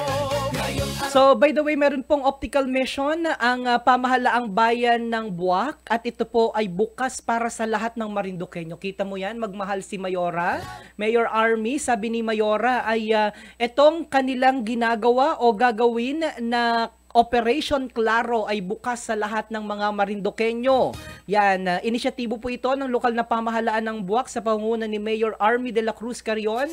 Ang Si Marinduque Operation Claro ay magdaraos ng libreng eye check-up at operasyon ngayong Oktubre 13 hanggang Oktubre 20 sa bayan ng Buwak, Marinduque. Layunin po ng programa na matulungan ang mga kababayang may problema sa paningin para sa mas malinaw na bukas at mas magandang kalidad ng buhay. Ito po ay gagawin sa harap po ng Kasarial, Oktubre 13 to 20. Yung mga nanonood po sa Lucky 7 sa atin pong Marinduque News TV Channel 3. O pumunta na po kayo, sugod na mga nanay, mga tatay, mga lola at mga lolo. Muy sumugod ka na dahil meron dyan pala na Operation Claro ang tawag ni Direk. Hi pala kay Kat, dahil birthday mo pala ni Kat noong nakaraang araw. Hoy, binati ko si Kat, nagpasalamat naman, tagal ang mag-reply. Yan, sa harap po ng Kasarial, October 13 to 20, at gayon din po sa Pablo N. Marquez Memorial Health and Diagnostic Center, sa October 15 to 19 naman po, at sa Immaculate Conception Cathedral Parish, sa October 20. Yan, so mapunta na po kayo, sugod na, para sa eye check-up and treatment, October 13 to 14, nabanggit ko na po kanina, and ang final post-operation check-up. Ako po'y kasama ng mga taga-Torrijos. Yung mga taga-Torrijos po na nanonood ngayon at gusto magpa-check-up ng kanilang mga mata, sumabay po kayo sa akin, papunta po dito sa Buwak para hindi na po kayo mamasahe. At ako na po ang maghahatid po sa inyo at magasundo para naman po libre na po ang pagpa-check-up ng inyo pong mga mata. At si Jason Malalad Hermosa daw ay gapa-check-up ulit ng kanyang mga mata para marami po pong mga makitang mga aray ko. Aray ko. Ayan. So, nako, napakarami hong pa pwedeng pag-usapan. Pero sa mga oras po na ito tayo pansamantala na magpaalam. Meron ba akong nakalimutan na hindi banggitin? Baka kasi, ay si Chang Aisel. Maraming salamat pala kay Chang Aisel sapagkat dyan po kami kumain ng hapunan kanina dahil wala naman pong pinadala dini si James Magdorolang Chan. Ayan, so kita po ay nasaan na baga ito? Ay, by the way, mayroon lamang po akong isa pang abanggitin dahil nanunood po pala rin ang amin pong mga kapitbahay dyan po sa Buangan sina Tita Eds at gayon din po ang atin pong word of the day. Ano po pala, bago ko makalimutan, para sa ating word of the day, gamitin niyo po sa pangungusap ang salitang tikangkang. Hindi ko po alam kung ano ang ibig sabihin, kung hindi ko po kayang ipaliwanag ang ibig pong sabihin ng tikangkang. Pero may nabasa ko ako dun sa mga comment, yan tawa ko kaninang umaga. Everyday po yan ha, meron po kitang word of the day, salitang Marinduque. Kahapon po, ang atin pong word of the day kahapon, pero ba dun? Word of the day kahapon. Word of the day ay masarong. Ang ibig sabihin ay masiba, matakaw, greedy. Ngayon naman po ang atin pong word of the day ay tikangkang. Yan. Si Sir Jason po sa gabi yan, mahilig yung tumikangkang. Kanina ito na tikangkang. Yan ang tanong. By the way, yung tikangkang ho pala, kapag ikaw po ay natumba ng ang iyong natumba patihaya na ang iyo pong mga paa ay nakataas. Yan, parang ganyan. In short, parang missionary post. Yan, paborito yan ni Sir Jason, missionary post. Yan po ang ibig sabihin ng tikangkang, salitang Marinduque, na talaga naman pong nakakatawa minsan pakinggan. Nanonood daw, hindi daw pwedeng hindi abatiin ngayon. Ang aking, syempre, kung binanggit ko ang aking totoong tatay na nandyan sa Mandaluyong, hi sa aking ama, na si Mr. Romeo Mataak Sr., abatiin ko din daw, syempre, ang aking tatay naman, dini po sa bayan ng Buwak, na talaga naman, na pag dito po sa Marinduque, siya, pag wala po ang aking mga totoong mga tatay, ay siya po ang aking tatay-tatayin, syempre. And of course, ang napakagaling hong magluto, at ito lamang naman po, ang katumbas lamang naman po ay isang lapad. Yan. Ngayon ay nag-level up na. Dati yan na Emperador Laang, ngayon po ay Alfonso na. Yan. Kahit na minsan pag talaga nakikita ko, gusto kong sabihan lagi na wag apakaduruhan, ay minsan ho ay talagang hindi mapigilan din sapagkat yan lamang daw ang nagapasaya sa kanyang puso. Maliban syempre sa kanyang mahal na asawa na hanggang ngayon kahit 60 na hindi pa rin natanda. Yan, si Tita Susan Nasen, na for sure ako'y nakilig na ngayong totoo. And of course, yan pong tinutukoy ko, si Tito Nelson Nase. Yan, ang akin pong tatay at nanay dito po sa Buwak, Tita Susan and Tito Nelson Nase. Maraming salamat kahit yan ay nasusura na sa akin minsan pag ako'y nadating ng ora-orada at wala pong ako'y doon makikikain sa kanila pong bahay, walang magawa, kailangan pakainin pa rin ang inyo pong DJ Myong. Kung hindi, kagaya ni Tito Nelson, mainitin ang ulo. Alright, oras po muna sa Pilipinas at sa buong kapuluan. Shout out po sa mahal ko. Ayan o, itong nasabi ko na kay Jason Hermosa, talaga namang nagpa-shout out sa kanyang mahal. Nabalitaan ko nga kinasal na daw kayo. Kinasal na daw sila Jason. Kinasal sa Tikbalang. Joke lamang po yan ha. Oras po muna sa Pilipinas at sa buong kapuluan ay ganap na pong ika-alas 9:46 ng isang magandang gabi. At ang oras po na yan ay nihatid po sa inyo ng Ace Medical Center sa Riyaya. Oo, ang dami nagka-comment. Ako'y nabibilingan. Alam nyo po, bakit daw lagi naming ina-promote yung Ace Medical Center sa Riyaya? Sapagkat sila po ay nagpa-advertise sa amin. Parang kayo rin po ay nanonood ng TV, di ba?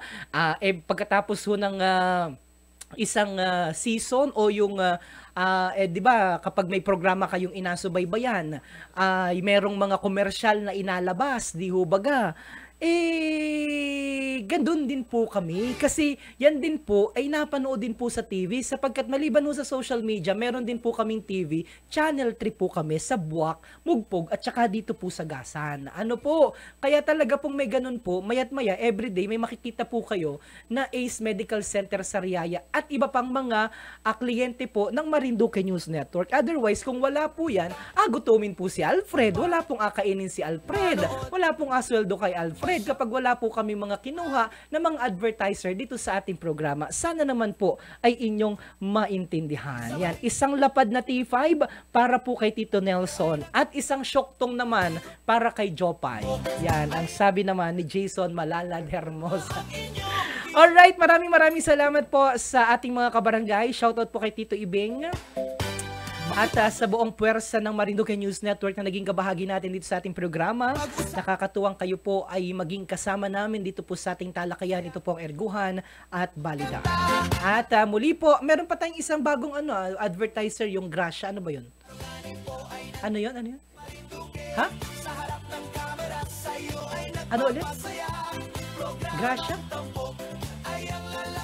Beach Resort. Yon, Gracias Beach Resort. Yan po. Puntahan po ninyo.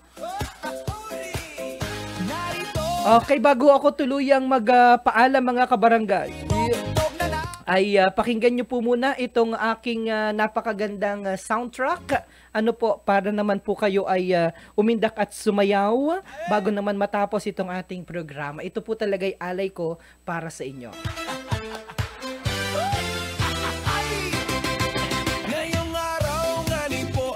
Live na kita, dini sa Marinduque, mahal na probinsya.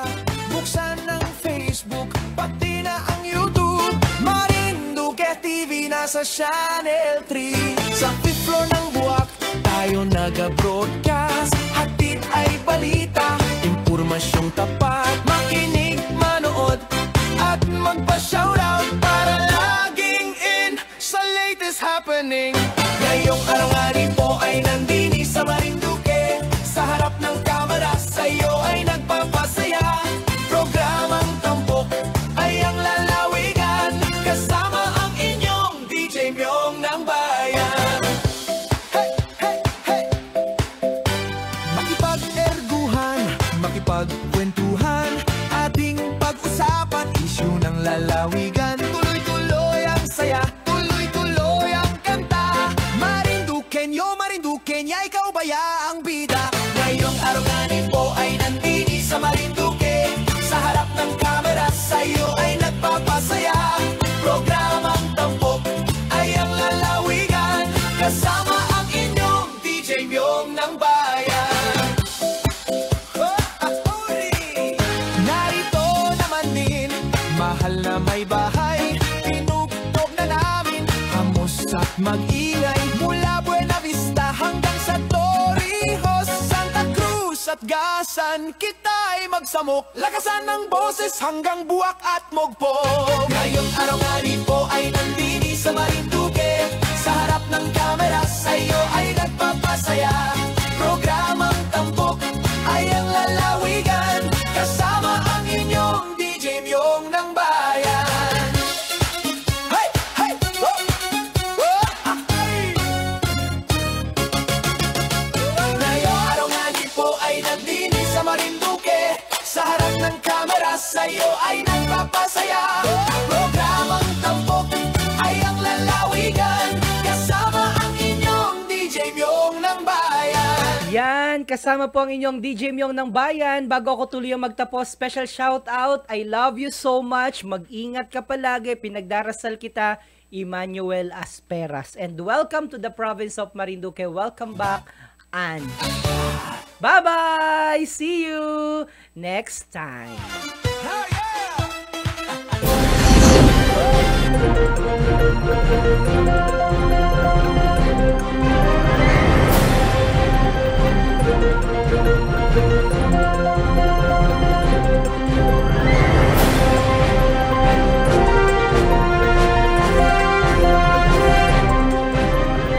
Mapagpalang araw, lalawigan ng Marinduque. Dito Pasadahan muna natin ang ating mga balita ngayong araw. Salamat sa inyong pagsama sa ating Ekuhan at Balitaan.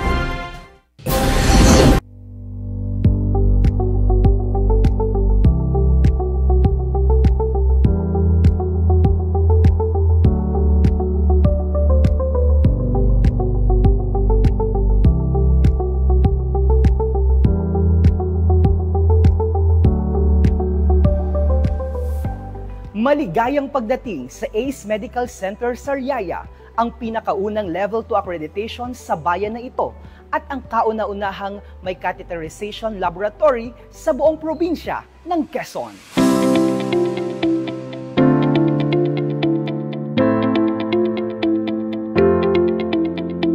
Dito, mararanasan mo ang state-of-the-art facility na parang hotel ang accommodation.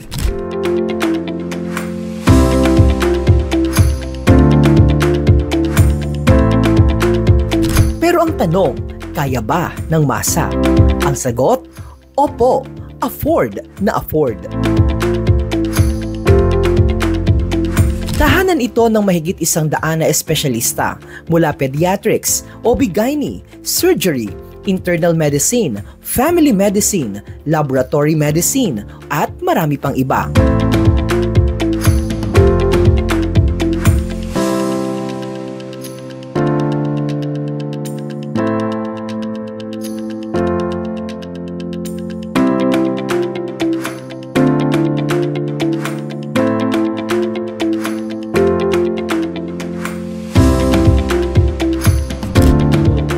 Kaya samahan niyo ako para puntahan ang isa sa ipinagmamalaking pasilidad at serbisyo ng ACE Medical Center Sariaya, ang Laboratorio ng Catheterization, first in Quezon.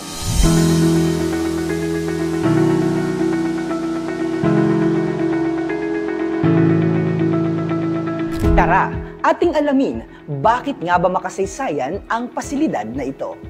Saan ito ginagamit at sino-sinong pasyente ang maaaring makinabang dito?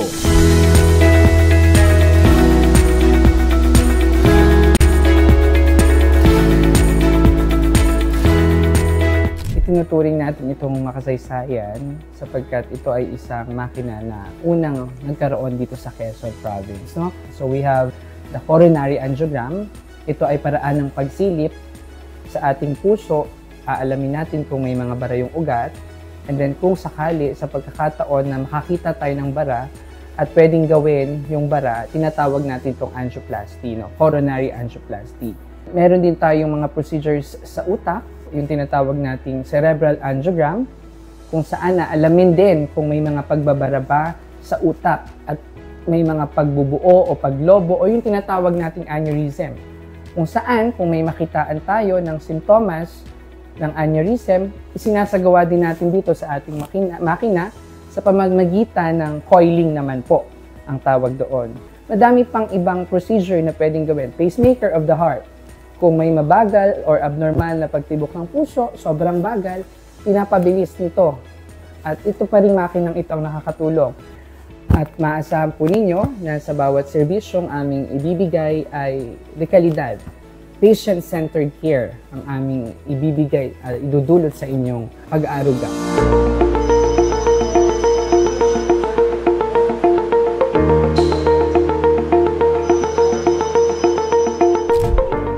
At nandito naman po tayo sa Radiology Department, isa sa mga top-of-the-line services ng ospital na ito.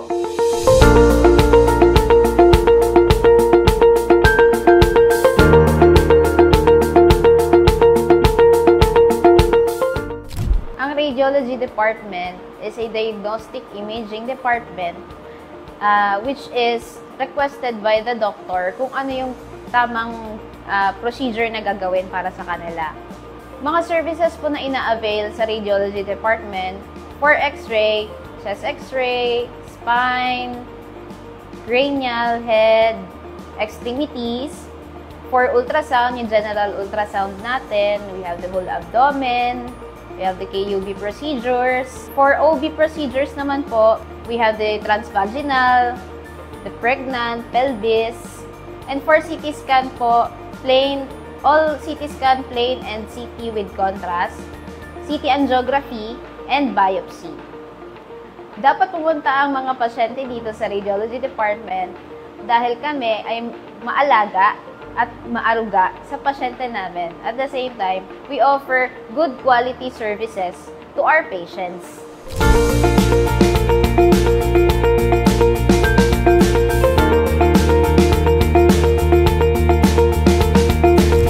Sabi nila, kailangan ng maayos at malinis na kapaligiran, gayon din ng mapag-arugang serbisyo upang mabilis na gumaling ang isang pasyente.